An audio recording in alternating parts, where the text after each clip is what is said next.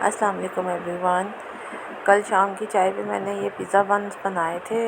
Not pizza buns but actually ये garlic butter buns हैं और बड़े अच्छे बने, तो मैंने सोचा कि इसकी रेसिपी आपको बताती हूँ।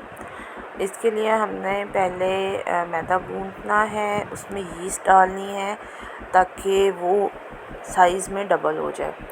और अच्छे से जब मैदा गूंद जाएगा तो फिर हम उसमें गार्लिक बटर को ऐड करके और उसके बाद इसको मैंने 2 तरीके से फ़ोल्ड किया था। अभी मैं आपको आगे चल के दिखाती हूँ।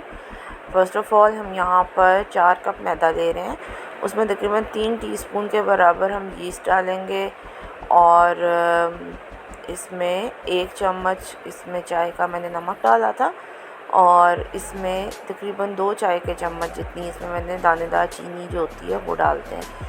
हमेशा जब भी आप पिज़्ज़ा के लिए या ब्रेड के लिए आटा गूँधें तो ये जहन में रखें कि जितनी अमाउंट में आप नमक ले रहे हैं उसे डबल अमाउंट में आपको चीनी डालनी है।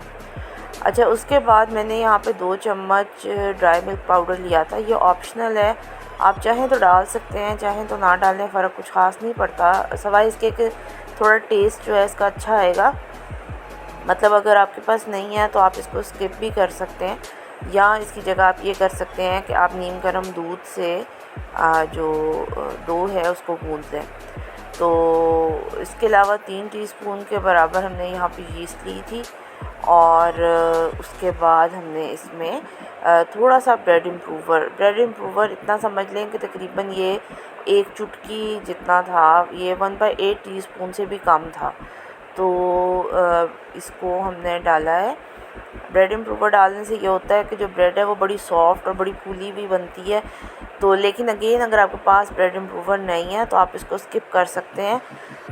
और इसके अलावा इसमें 1 अंडा डाल लें और इसमें तकरीबन 3 टेबलस्पून ऑयल हम डालेंगे, जिसमें से 2 टेबलस्पून ऑयल मैंने अभी डाल दिया था और 1 टेबलस्पून ऑयल मैंने इसमें जिस बर्तन में इसको हमने राइस होने के लिए रखना था मैंने उस बर्तन में लगा दिया था और बाद में वो उसके साथ ही इनकॉर्पोरेट हो गया था।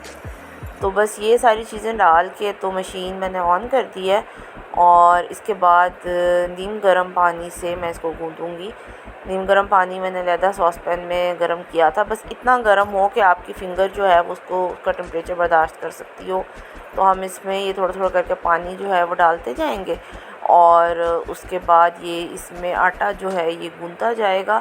और जब ये सारा आटा गूंथ जाएगा तो फिर हम मशीन को कुछ देर के लिए चलने देंगे सो दैट कि ये अच्छे से यहाँ पर डो जो है वो बन जाए। अगर आप मशीन के बजाय हाथ से गूंथ रहे हैं तो भी आपको जस्ट इतना ध्यान रखना है कि जब आप सारी चीज़ों को मिक्स कर लेते हो ना एक बार, तो उसके बाद आपने उसको कम से कम 3 से 4 मिनट घड़ी से टाइम देख के उस आटे को गूंथना है, क्योंकि इस तरह से उस आटे में स्ट्रेच जनरेट होती है और जितना अच्छा स्ट्रेची आटा होगा उतना ज़्यादा वो फूलेगा, उतनी ही नरम जो ब्रेड है आपकी वो बनेगी। ब्रेड बनानी हो, पिज़्ज़ा बनाना हो, कोई भी चीज़ जिसमें आप यीस्ट इस्तेमाल कर रहे हैं उसमें नीडिंग जो है वो एक बड़ा प्राइम इम्पॉर्टेंट फैक्टर होता है। कुछ लोग ऐसा करते हैं कि सारी चीज़ों को पहले इनकॉर्पोरेट करके, मतलब जैसे हल्के हाथ से आपने मिक्स करके इनको रख दिया फूलने के लिए, और जब वो ब्रेड फूल गई तो फिर उसके बाद इसको एक बार अच्छे से गूंदा और फिर इसको दोबारा राइस होने के लिए रख दिया। वो तरीका भी ठीक है, या आप शुरू में इसको गूंद लें, इससे भी ठीक है। तो बहरहाल ये जो 1 टेबलस्पून ऑयल बच गया था इसको मैंने यहाँ पर इस पैन में, ये मेरे पास जो डब्बा है इसमें मैंने लगा दिया है। इसमें मैं इसमें आटा निकाल के मैं रख दूँगी। और ये देखिए मैं इसका जो ढक्कन है उसके ऊपर भी ऑयल जो है उसको अच्छे से लगा रही हूँ। वजह ये होती है कि जो यीस्ट वाला आटा है उसको फूलने के लिए चिकनाई वाली जगह चाहिए। अगर किसी जगह पर सही से चिकनाई नहीं लगी होगी तो क्या होगा, वहाँ पे पिपड़ी बन जाएगी आटे की और वो अच्छे से ब्रेड जो आपकी डो है वो राइज़ नहीं करेगी। जब डो ही राइज़ नहीं करेगी तो डेफिनेट सी बात है कि आटा या ब्रेड जो है आपकी वो अच्छी भी नहीं बनेगी। ये सारी चीज़ें मैंने तजर्बा कर कर के सीखी हैं, तो इसलिए मैं आपको बता रही हूँ कि ये ऐसा वाकई ही होता है कि अगर तो आपने नीम गर्म पानी ना लिया हो या आपने ब्रेड के ऊपर जो ऑयल है वो अच्छे से ना लगाया हो। थोड़ी देर के लिए 1 घंटे के लिए मैंने इसको रख दिया था ढक्कन लगा के, और उसके बाद ये देखिए ये इस तरह डबल हो गया था साइज़ में। अब मैंने निकाल के इसके 2 हिस्से किए हैं, और दोनों हिस्सों को जो डो है इसके 2 हिस्से किए हैं, और दोनों हिस्सों को मैं अलग-अलग तरीके से रोल करूँगी। और ये देखें ये जो पहला हिस्सा है इसमें मैंने इसकी एक रोटी इस तरह से बेल ली है, एज़ थिन एज़ पॉसिबल आप इसको बेल सकें। तो उसके बाद मैं इसके ऊपर गार्लिक बटर मेरे पास बना हुआ है, ये इसमें मैंने ब्राउनी भी बनाई थी, तो इसकी रेसिपी मैं आप लोगों से पहले शेयर कर चुकी हूँ। अच्छा जी, इसके ऊपर अब गार्लिक बटर ये देखिए इस तरह से मैंने फ्रीज़ किया हुआ था। गार्लिक बटर की रेसिपी मैं आप लोगों को ऑलरेडी बता चुकी हूँ। तो गार्लिक बटर आप फ्रीज़ करके रख लें तो फिर आप उसको बहुत सी चीज़ों में इस्तेमाल कर सकते हैं। अब गार्लिक बटर इस वक्त बहुत ज़्यादा फ्रोज़न फॉर्म में था, तो फिर मैंने इसको पहले चम्मच से अच्छे से नरम किया है, और उसके बाद फिर जब ये चम्मच से नरम हो गया तो फिर मैंने इसको रोटी के ऊपर अच्छे से फैला दिया।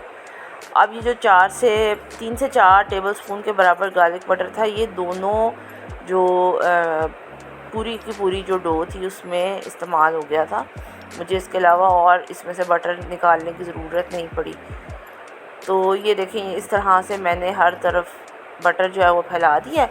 उसके बाद मैं रोटी को नरम हाथों से या आराम से इसका एक रोल बना लूँगी, और इस रोल को मैं फिर छुरी की मदद से काट के तो इसके छोटे छोटे से पेड़े बना के और उसको मैं बेक कर लूँगी।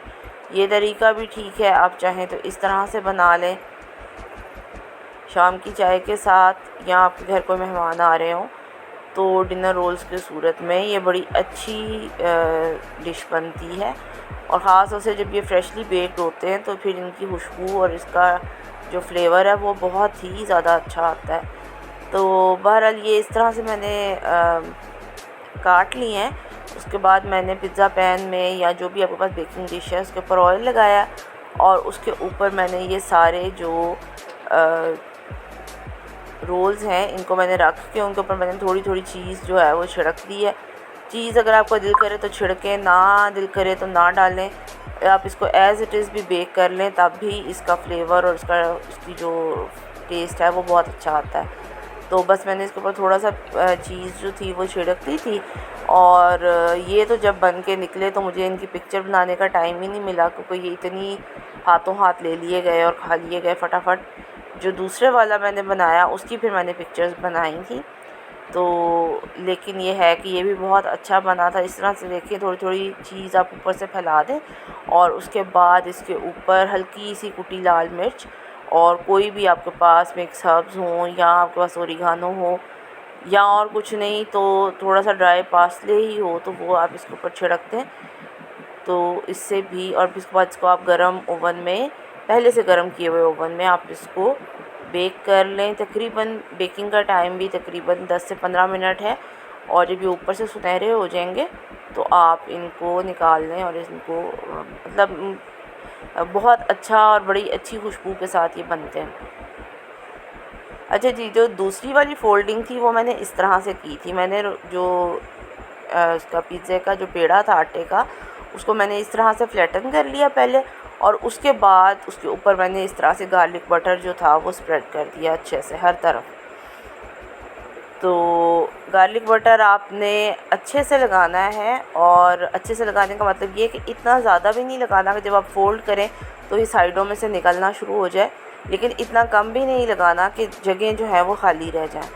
तो बस इसको इस तरह से हर तरफ लगा के इसको अच्छे से फ़ोल्ड करके इसको अच्छे से फैला के, उसके बाद हम इसके ऊपर इस तरह से देखिए 2 कट्स लगाएंगे बिल्कुल एक दूसरे के ऑपोजिट एंड्स पर, ठीक है।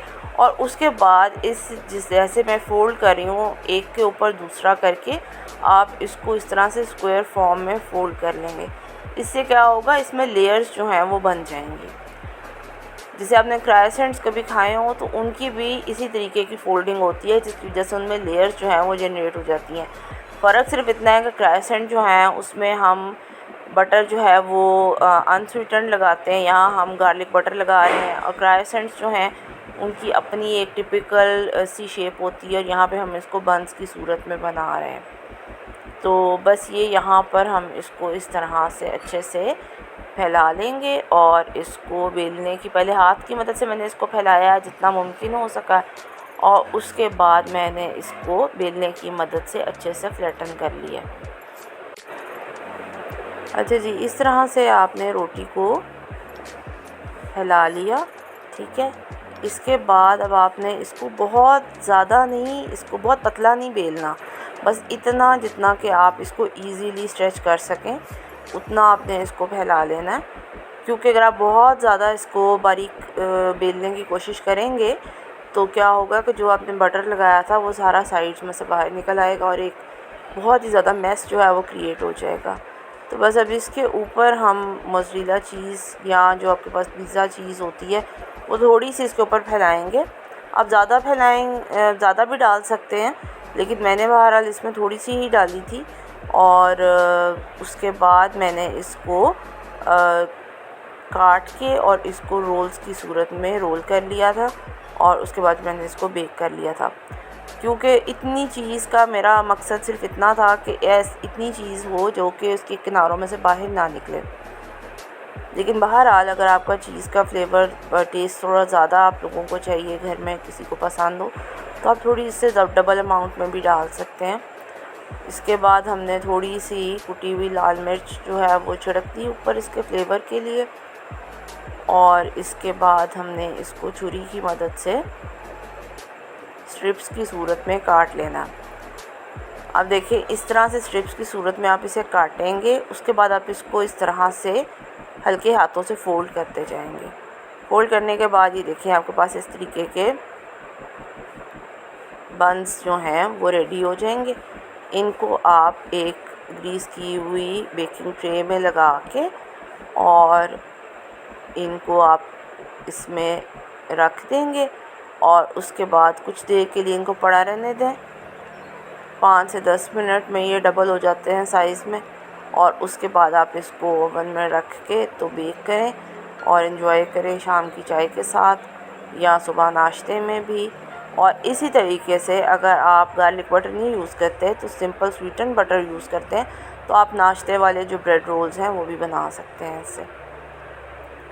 इस तरह से फ़ोल्ड करने से ये होता है कि जैसे पहले हमने इसको फ़ोल्ड किया तो उससे इसकी लेयर्स जो हैं वो बड़ी अच्छी जनरेट होती हैं। अभी अगर आप देखें गौर से तो इसमें बड़ी अच्छी लेयर्स जो हैं वो बनी हुई हैं। तो जब आप इसको बेक करते हैं तो वो लेयर्स जो हैं एक दूसरे से अलग अलग हो जाती हैं और बड़ा क्रैकी सा और बड़ा फ्लेकी सा टेक्सचर जो है बंस के ऊपर वो बनता है और ये बहुत अच्छा लगता है। अच्छा हाँ, एक इम्पॉर्टेंट चीज़ वो ये कि जिसका मैं क्लिप नहीं बना सकी, मैंने इसको इस तरह से रोल करने के बाद फेंटे हुए अंडे से मैंने इनको ऊपर से ब्रश किया था।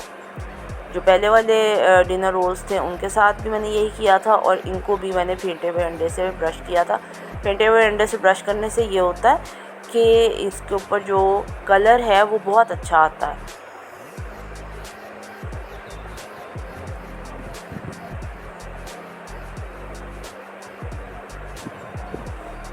बस ये इस तरह से सारे जो रोल्स हैं इनको आप बना लें और इनको इसके बाद आप बेक कर लें और पहले इनको अंडे से ब्रश कर लें और उसके बाद आप इनको बेक कर लें।